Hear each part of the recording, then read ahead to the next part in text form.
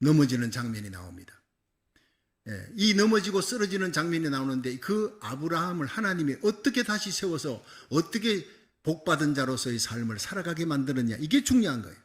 우리는 예수 믿는 하나님의 자녀, 왕같은 제사장이 넘어지지 않는다? 아닙니다. 날마다 넘어집니다. 날마다 쓰러지는데 아브라함처럼 쓰러져도 다시 일으켜서 세우시고 쓰시는 하나님이 바로 저와 여러분의 하나님인 줄 믿으시기 바랍니다.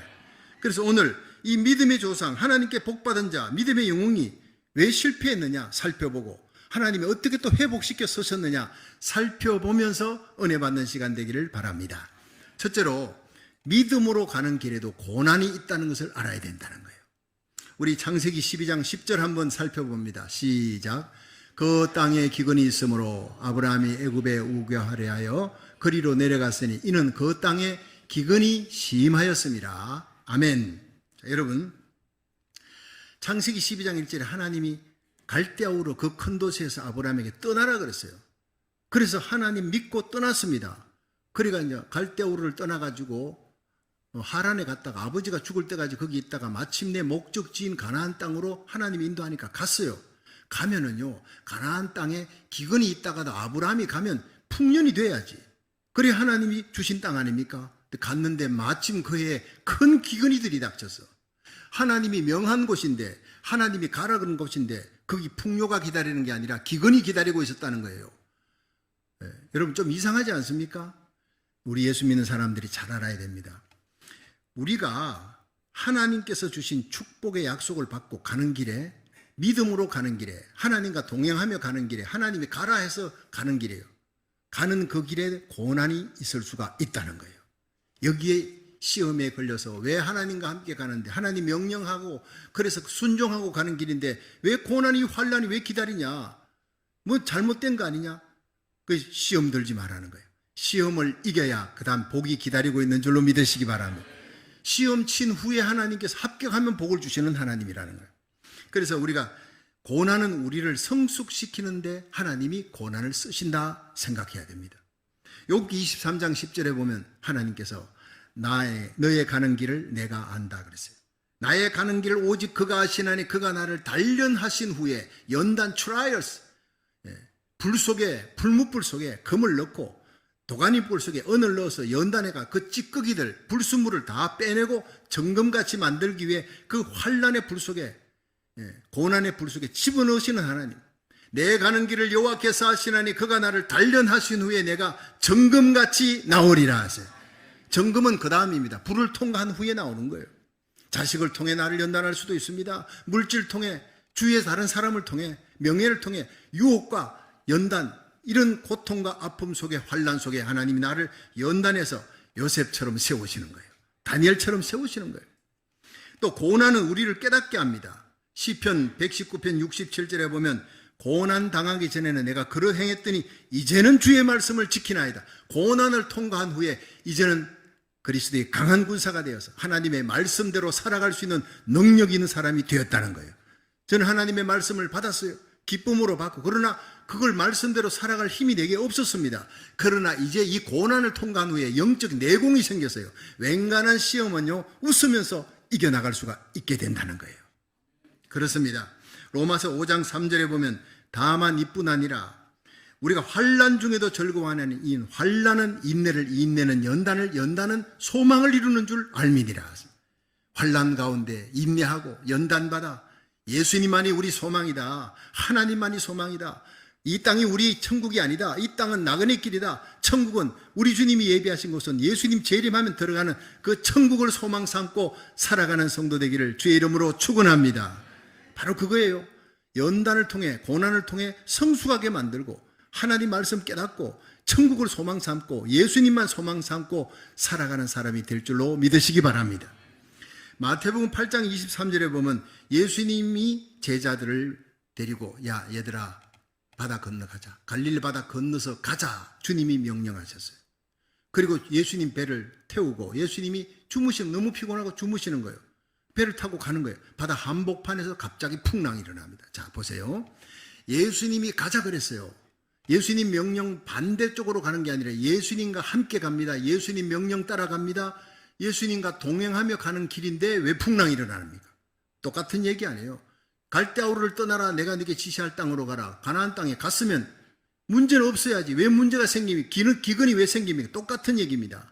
예수님과 함께 주님의 명령 따라가는 그 길에 환란의 풍파가 들이닥치는 거예요. 그때 여러분 의심하지 말라는 거예요. 제자들은 막 풍랑이 일어나고 배가 뒤집어지게 생겼으니까 물이 막 배를 덮치려니까 물을 막 퍼냅니다. 정신없습니다. 비명을 지르고 예수님은 안 보이는 거예요. 풍랑만 보이니까 배가 그냥 침몰할 것 같으니까. 그런데 아무리 해도 육지에서 점점 멀어지고 풍랑은 노도강풍은 더 세지고 불가항력적인 상황 속에 한계 상황, 인간의 한계 상황에 부딪힌 거예요. 이젠 죽었다 싶을 때 예수님이 그때 보인 거예요. 아, 예수님 여기 있었지. 예수님 주무십니까? 빨리 일어나셔서 우리를 살려주세요. 구원해주세요. 막 매달립니다. 그때 예수님이 일어나셨어요. 이렇게 믿음이 적은 자들아 꾸짖으시고 바람과 파도를 꾸짖으시니 즉시 잔잔하게 되었더라. 이들이 깜짝 놀랍니다. 예수님이 귀신 들린 자를 쫓아내고 죽은 자 살리고 병든 자를 고치고 이건 알았지만 선지자 중에 선지자구나, 랍비 중에 랍비구나, 이 정도가 아니라 이 바람과 풍랑을, 광풍을 잔잔케 하다니 이건 하나님 아니고는 이렇게 할 수가 없어. 예수님에게 엎드려 절하며 참으로 진실로 하나님의 아들이로소이다 고백하는 거예요. 우리에게 풍랑이 닥쳤습니까? 환난과 어려움이 있습니까? 내게 못 고칠 병이 있습니까? 의사가 당신 이제 끝입니다. 암 걸렸습니다. 그때가 하나님 만날 때인 줄로 믿으시기 바랍니다. 그렇습니다. 환난 날에 나를 부르라. 내가 너를 건지리니 네가 나를 영화롭게 하리라. 그 시험을 이겨야 되는 거예요.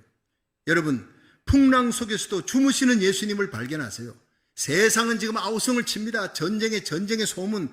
3년 팬데믹 끝났더니 이제는 전쟁이 일어나고 천재지변이 일어나고 사람들이 아우성을 치는 경제가 바닥을 치고 있습니다.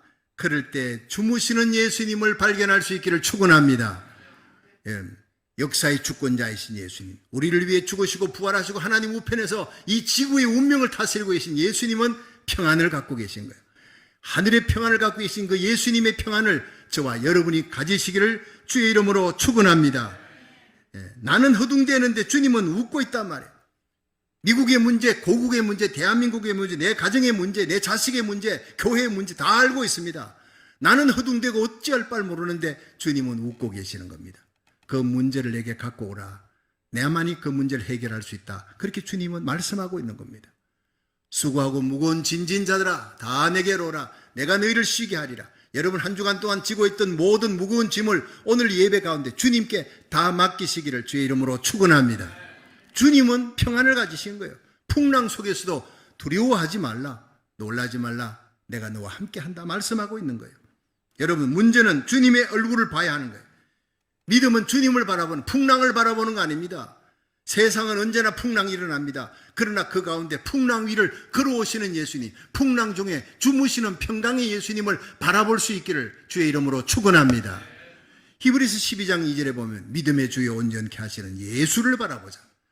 저는 그 앞에 있는 즐거움을 위하여 십자가를 참으사 부끄러움을 개의치 아니하시더니 마침내 하나님 우편에 앉으셨느니라.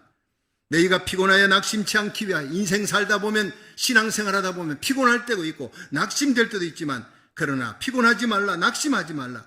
죄인들의 이같이 자기에게 거역한 자를 참으신 예수님을 바라보라. 십자가 넘어 부활의 예수님을 바라볼 수 있기를 주의 이름으로 축원합니다. 아무리 고난이 닥쳐도 주님과 함께라면 그 고난은 절대 우리를 넘어뜨리지 못한다. 이걸 믿어야 되는 거예요. 우리 생애 최고의 해라고 하는 영화가 있었습니다. 내용이 이런 겁니다. 2차 세계대전이 벌어졌는데 헤럴드 러셀이라고 하는 청년이 공수부대원으로 전투에 참가했다가 그냥 폭탄이 떨어졌어요. 이 폭탄이 투하되는 바람에 두 팔을 잃어버린 거예요. 불구가 된 것은 몹시 낙심하고 좌절해서 크리스찬이니까 하나님께 기도했습니다. 하나님, 내가 두 팔 잃어버렸는데 이 모습으로 나는 쓸모없는 인간이 되어서 나는 살아갈 수 없습니다. 하나님, 차라리 나를 죽여주세요. 그의 기도는 죽여달라는 게, 날마다 울면서 죽여달라는 기도예요. 원망입니다. 그런데 어느 날 기도하는데 하나님의 음성이 들려옵니다. 그래도 아들아, 네가 잃어버린 것보다는 남아있는 것이 더 많지 않냐. 따뜻하게 들려오는 하나님의 음성이 깜짝 놀라서 눈물을 닦고 생각해 보니까 잃은 것보다 남아있는 것이 아직 더 많지 않느냐. 생각해보니 팔 2개만 잃었지 다리 2개, 멀쩡히 걸어 다닐 수 있도록 다리 2개가 있고, 또 눈도 있어. 보일 수 있는 눈도 있고, 들을 수 있는 귀도 있고, 말할 수 있는 입도 있고. 가만히 생각해보니까 내가 남은 것이 정말 너무 많네. 그래서 생각을 바꿨어요. 그래서 손을 의수로 만들어서 의사한테 얘기해서 열심히 그 의수로 타자 치는 훈련을 해서, 피나는 훈련해서 타자를 쳤습니다. 그리고 자기의 생활을 책으로 만들었어요. 기가 막힌 기관 인생을 책으로 만들어가지고 내놨는데 이게 베스트셀러가 돼버렸어요. 엄청나게 돈이 돌았습니다. 근데 뜻밖의 베스트셀러가 되니까 주위의 친구들이 이걸 영화로 한번 영화로 만들어봐라 자꾸 얘기하니까 그 영화를 만드는, 이 러셀이 직접 주연과 연출을 맡아서 영화를 했는데 이게 대박이 터진 거예요. 성공한 사람이 되었어요. 많은 사람을 감동시켰습니다. 할렐루야. 하나님의 음성을 듣고 행하면 네가 지금 남은 것이 더 많지 않느냐, 그 한마디에 그 인생이 완전히 바뀌어버린 거예요. 여러분, 지금 이런 것이 많다고 생각합니까? 가만히 생각해보면 여러분에게 아직 남은 것이 훨씬 더 많은 줄로 믿으시기 바랍니다. 지금 남아있는 것으로 최선을 다할 때 하나님은 기적을 일으켜줄 줄로 믿으시기 바랍니다. 내 잃어버린 것, 그것만 쳐다보고 맨날 불평하고 원망하고 낙심하는 사람 하나님 쓰지 않습니다. 썰래야 설 수가 없어요. 그런 네거티브한 사람, 잃어버린 것만 생각, 어두운 그림자만 바라보는 사람 쓰지 않습니다. 그림자에서 돌아서야 돼. 태양을 바라보면 내 그림자는 보이지 않습니다. 그림자를 바라보면 태양은 보이지 않습니다. 둘 중에 하나를 택하십시오. 오늘 의의 태양 대신 예수님 바라보는 시간 되기를 주의 이름으로 축원합니다. 우리에게 아픔을 주고 슬픔을 주었던 사람 잊어버리십시오. 믿음의 주의 온전케 하시는 예수님만 바라보기를 주의 이름으로 축원합니다. 우리에게 닥쳐진 그 고난과 위기가 주님이 주신 기회요, 축복의 기회가 될 줄로 믿으시기 바랍니다. 여러분, 믿음으로 가는 길에, 하나님의 사람들이 가는 믿음의 길에, 하나님과 동행하는 그 길에도 기근이 닥치고 환난과 고난이 닥칠 수도 있다는 겁니다. 그러나 끝까지 풍랑 바라보지 마세요. 아우성치는 세상 사람들, 세상 소리 귀 기울이지 말고 믿음의 주의 온전케 하시는 예수님을 끝까지 바라보시기를 주의 이름으로 축원합니다. 예수님 바라보고 기도하는 성도는 기근 시에도 풍요의 복을 누리게 될 줄로 믿으시기 바랍니다. 두 번째 생각할 것은요, 아브라함의 잘못된 고난 때문에, 잘못된 선택이 고난을 일으키는 거예요. 아브라함이 뭐 때문에 그런 고난이 왔느냐? 잘 생각해보면 아브라함의 선택이 잘못됐다는 거예요. 창세기 12장 11에서 13절을 읽어봅니다. 시작. 그가 애굽에 가까이 이를 때에 그 아내 사레들어 말하되 나알기에 그대는 아리따운 여인이라. 애굽 사람이 그대를 볼 때 이르기를 내가 이는 그의 아내라 하고 나는 죽이고 그대는 살리리니 원컨대 그대는 나의 누이라 하라. 그리하면 내가 그대로 인하여 안전하고 내 목숨이 그대로 인하여 보존하겠노라 하니라. 아멘. 자, 여기서 문제가 생깁니다. 갈대아우로 떠났다. 순종했습니다. 하란을 거쳐서 아버지가 죽고 그 다음에 가나안 땅에 왔습니다. 거기까지 순종했지요. 그런데 가나안에 기근이 닥쳐서, 기근이 닥치니까 거기에 있는 사람들이 보따리 사가지고 여기 있다가는 굶어 죽는다.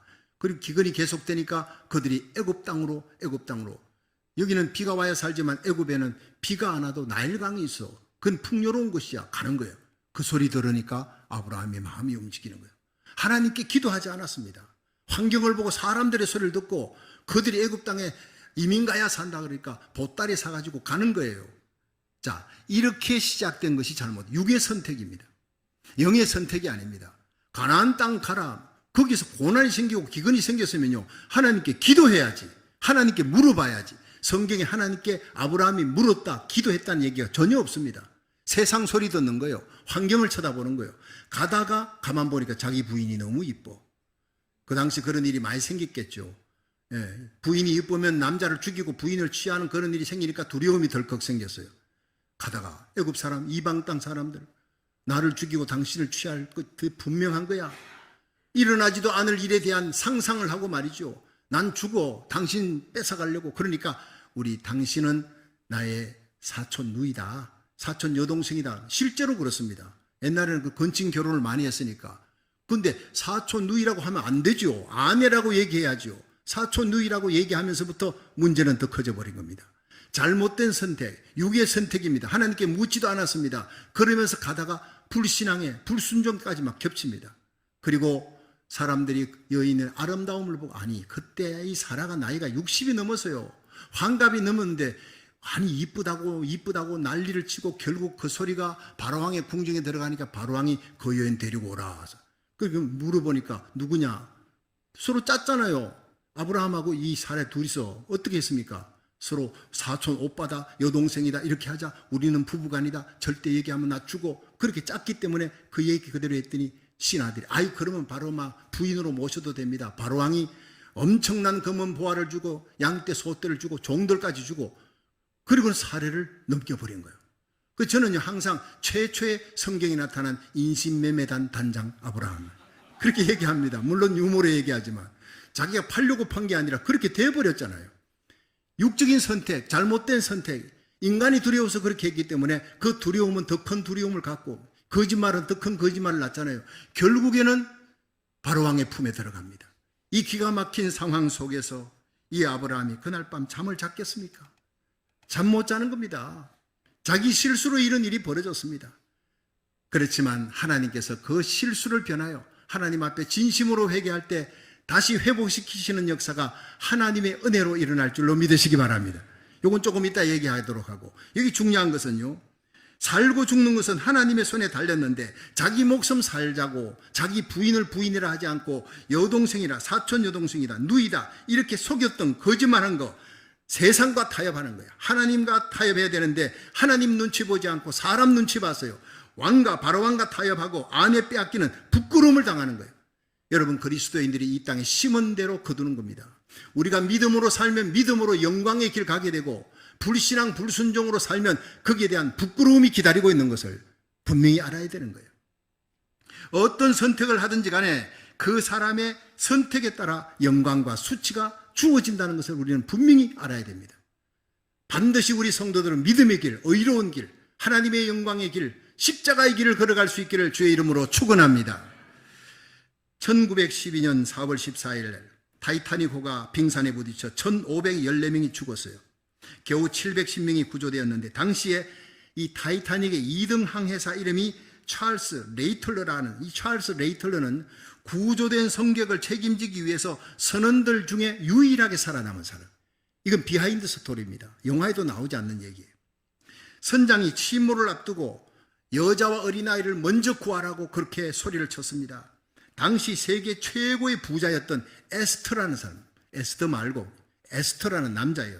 이 에스터가 임신한 지 5개월 된 그 부인과 함께 여행을 하러 갔다가 거기서 이런 어려움을 당하니까 임신한 지 5개월 된 자기 부인을 먼저 구명보트에 태우고 마지막으로 I love you 하고 작별인 사람. 이것이 바로 끝입니다. 세계 최고의 부자라 할지라도 이 타이타닉호가 부서지고 무너지는 데는 어쩔 수가 없는 거예요. 그런데 선원들이 막 여자들을 먼저 태우고 아이들을 태웁니다. 거기에서 남자들이 나중에 이제 탑니다. 남자들이. 근데 극소수의 남자들이고 대개는 어린아이와 여자들입니다. 그런데 선원이 보니까 에스터, 이 사람이 세계 최고의 부자거든요. 굉장히 뛰어난 사람. 그 사람을 따로 불렀어요. 당신은 살아야 합니다. 보통 사람이 아닙니다. 그 큰 부를 가지고 당신이 살아서 많은 사람을 살리는데 큰일을 하십시오라고 특혜를 주었어요, 그에게. 자, 그러자 이 세계 최고의 부자였던 에스터가 소리를 질렀어요. 사람이 최소한의 양심이 있어야지. 나는 그 양심을 버리고 이 배에 탈 수가 없다. 옆에 있는 아일랜드 여성에게 자리를 양보했습니다. 타이타닉 같은 배를 10대도 더 만들 수 있는 부자였다고 하지만 그는 양심에 부끄럽지 않는 삶을 살았던 세계 최고의 신사였다라고 기록하고 있습니다. 멋있지 않습니까? 그런데 예외가 있었다고 합니다. 일본의 철도 국장이었던 사람이 호소 노텍스트라는 사람, 이 사람은 살기 위해서 여장을 했어요. 남자들은 못하니까 여장을 하고 가발을 쓰고 화장을 하고 여성 옷을 입고 여성들이 탄 구명보트에 몰래 탔어요. 그까지 타고 살아나는데 성공했습니다. 근데 귀국한 후에 네가 어떻게 왔느냐? 여장하고 왔다니 바로 퇴직을 당했어요. 일본 사람들이 양심이 있으니까 퇴직시켜버리고 일본의 신문사와 모든 여론이 그를 공개적으로 비난했어요. 수치스러운 목숨을 연명하지 말고 그 자리에서 할복 자살하라. 일본 열도가 그냥 그를 향해서 공격을 했습니다. 비난의 화살에 못 이겼어요. 후회와 수치로 가득한 10년의 지옥 같은 삶을 살다가 호소 노텍스트는 생을 마감했다. 그렇게 기록하고 있는 거예요. 비하인드 스토리입니다. 여러분, 오늘 우리에게 과연 무엇이 행복한 삶입니까? 존귀한 삶, 장수하는 삶, 물질이 많은 삶, 그런 삶이 행복한 겁니까? 바른 선택을 하는 것이 행복한 삶인 줄로 믿으시기 바랍니다. 양심에 부끄럽지 않는 올바른 선택으로 영광스러운 죽음의 길을 가는 것이 양심의 소리를 외면하고 평생 수치와 부끄러운 길을 가는 것보다 수천 수만 배 더 낫다는 거예요. 그래서 사도 바울은 빌립보 1장 20절에 나의 간절한 기대와 소망을 따라 아무 일에든지 부끄럽지 아니하고, 바로 그겁니다. 내 양심에 부끄럽지 아니하고, 역사 앞에 부끄럽지 아니하고, 하나님 앞에, 사람들 앞에, 내 후손들 앞에, 교회 앞에 부끄럽지 않는 날마다의 삶을 살다가 우리 주님 앞에 설 수 있기를 주의 이름으로 축원합니다. 아무 일에든지 부끄럽지 아니하고 오직 전과 같이 이제도 온전히 담대하여 살든 죽든 내 몸에서, 내 삶의 이력에서, 내 삶의 흔적에서 예수 그리스도가 존귀되기를 원하나니 이는 내게 사는 것이 그리스도니 죽는 것도 유익함이라. 이 바울의 고백이 저와 여러분의 고백이 되기를 주의 이름으로 축원합니다. 성도 여러분, 하나님의 백성은 어떤 경우에서도 육적인 선택을 하면 안 되는 거예요. 부끄러운 일을 당하는 겁니다. 하나님이 원하시는 곳에 있으면 어떤 방법으로든 그 자리에서 죽을 작정하고 기도하면 하나님이 죽을 병도 고쳐주시고, 안 되는 길, 막힌 길도 하나님 열어주시고, 홍해바다도 여리고성도 무너지게 하고 열어줄 줄로 믿으시기 바랍니다. 전능하신 하나님이 책임질 줄로 믿으시기 바랍니다. 아무리 힘든 상황이 닥친다 해도 성도가 하나님께 엎드려 죽을 작정하고 불태전의 믿음으로 기도하면 수르보니게 여인의 기적이, 히스기야의 죽을 병도 고치는 기적이 그곳에서 일어날 줄로 믿으시기 바랍니다. 죽을 문제도 살 길이 열리는 거예요. 창세기 12장에 보면 아브라함처럼 우리가 한순간 잘못된 선택으로 실수해도 전심으로 회개하고 하나님께 돌이키면 하나님이 회복시켜 주시는 역사가 일어나게 하실 줄로 믿습니다. 역대하 7장 14절에 하나님이 약속합니다. 내 이름으로 일컫는 내 백성이 그 악한 길에서 떠나 스스로 겸비하고 기도하여 내 얼굴을 구하면 내가 하늘에서 듣고 그 죄를 사하고 그 땅을 고칠지라 했어요. 우리가 겸손하게 자기를 낮추고 목숨 걸고 하나님께 하나님의 얼굴을 찾고 하나님의 얼굴을 구하고 눈물 흘려 회개하고 기도하면 반드시 하나님의 손으로 고치시고 회복시키시는 부흥의 역사가 일어날 줄로 믿으시기 바랍니다.